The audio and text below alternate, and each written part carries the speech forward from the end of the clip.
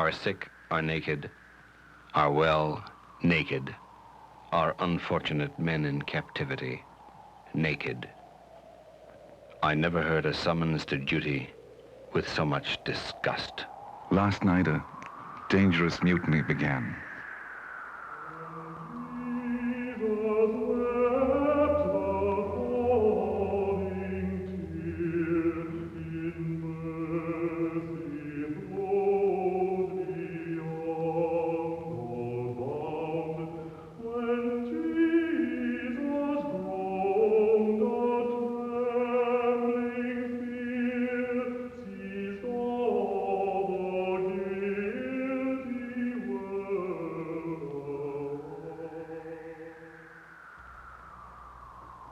The British are now in full possession of the city of Philadelphia. The Continental Army, since the close of the campaign, has retired to a place called Valley Forge, about 20 miles from the city.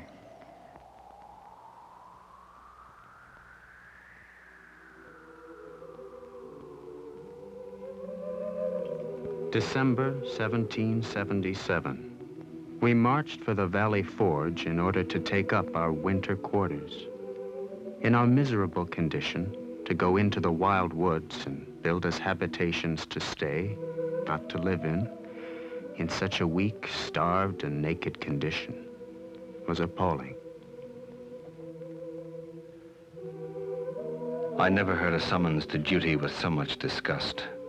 How I could endure 2 days more fatigue without nourishment of some sort, I could not tell. I procured a small piece of raw cowhide and made myself a pair of moccasins. The hard edges so galled my ankles while on the march that it was with much difficulty and pain that I could wear them afterwards. But the only alternative I had was to endure this inconvenience or to go barefoot, as hundreds of my companions had to, till they might be tracked by their blood upon the rough, frozen ground.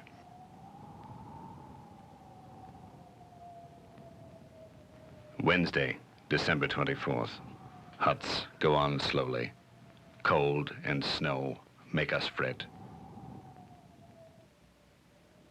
Poor little squirrel who had the ill luck to get cut off from the woods, on fixing himself on the tree, standing alone and surrounded by several of the soldiers' huts, sat upon the tree till he starved to death and fell off. He, however, got rid of his misery soon. He did not live to starve by piecemeal 6 or 7 years.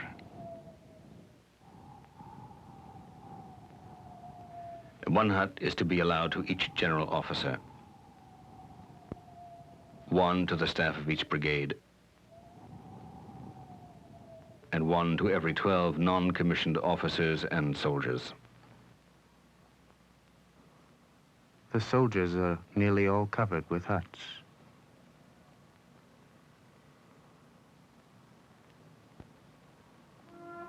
A general cry through the camp this evening among the soldiers. No meat, no meat. The distant vales echoed back the melancholy sound. No meat, no meat. No bread, no meat, no soldier. The water we have to drink and to mix our flour with is out of a brook that runs along the camp. January 12th. Snow ceased by morning. Cold, but clear.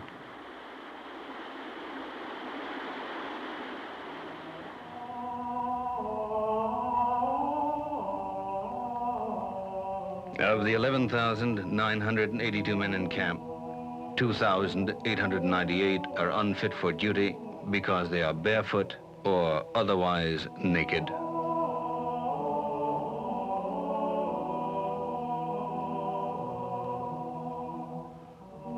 Our arms are in horrible condition, covered with rust, many from which not a single shot can be fired.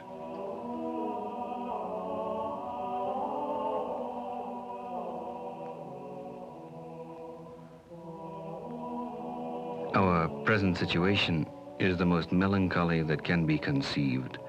our army may have to be dissolved. Jersey, Pennsylvania, and Maryland are exhausted.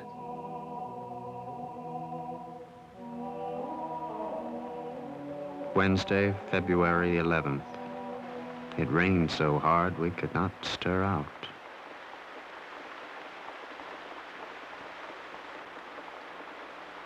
Yesterday, upwards of 50 officers of General Greene's division resigned their commissions. This is occasioned by officers' families being so neglected at home because of lack of provisions.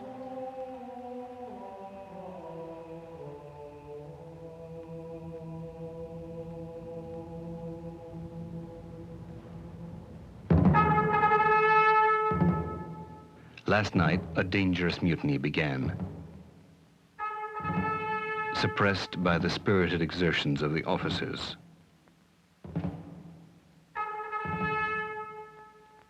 At the General Court-Martial, William Maddock found guilty of trying to drive cattle to the enemy, to have all his real and personal estate taken for the use of the United States of America.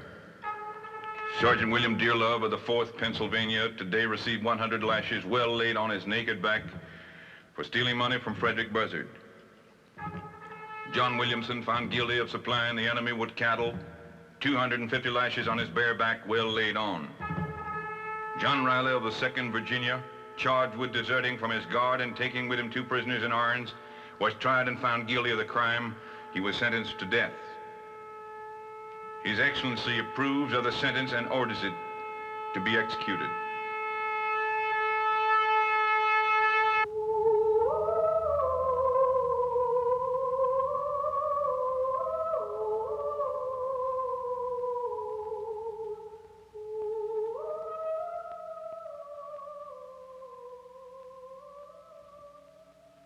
Young men under 20 years of age are subject to the greatest number of camp diseases. The principal disease is typhus. Men who come into the hospitals with pleurisy and rheumatisms soon lose the types of their original diseases and suffer or die by catching the deadly typhus from their fellow patients. Of the 11 junior surgeons and mates, 10 took the infection, from which 3 died and another narrowly escaped. The hospitals robbed the United States of more citizens than the sword. Also died today a poor Indian soldier. He engaged for money, doubtless as others do, but he has served his country faithfully. He has fought for those very people who disinherited his forefathers.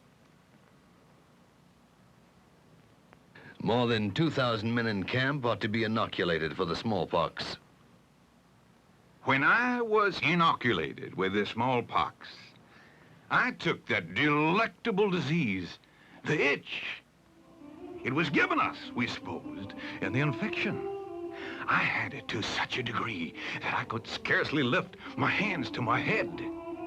Accordingly, we made preparations for a general attack upon it. The first night, one half of the party commenced the action by mixing a sufficient quantity of brimstone and tallow, at the same time not forgetting to mix a plenty of hot whiskey toddy. Thus, prepared with arms and ammunition, we began the operation by plying each other's outsides with brimstone and tallow, and the inside with hot whiskey sling. 2 of the assailants were so overcome, not by the enemy, but by their 2 great exertions in the action, that they lay all night naked upon the field. The rest of us got to our berths somehow, as well as we could. But we killed the itch, and we were satisfied, for it had almost killed us.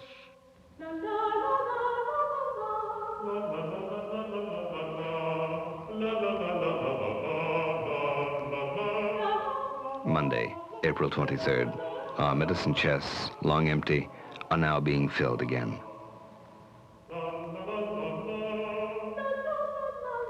The Baron de Steuben has formed separate squads of awkward troops slow in learning the new maneuvers. The pernicious practice of officers leaving camp on furlough and taking soldiers along as servants must cease. Daily, this army looks more like a military force and less like an armed horde. Nearly 500 Virginians arrived in camp today. The constant drilling and maneuvering has charged the men with new spirit. That the enemy means to evacuate Philadelphia is a certainty.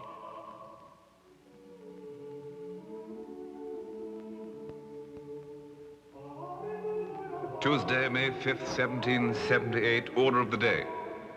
It having pleased the almighty ruler of the universe to defend the cause of the United American States by raising us up a powerful friend among the princes of the earth.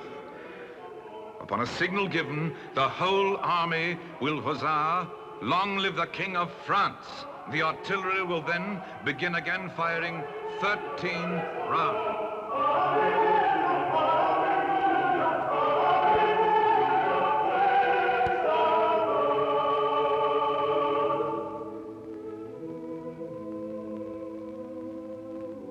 We had engaged in the defense of our injured country and were willing, nay, we were determined to persevere as long as such hardships were not altogether intolerable.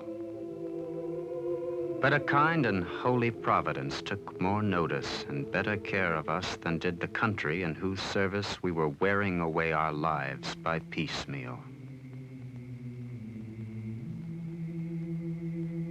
The long, doubtful winter of war is over.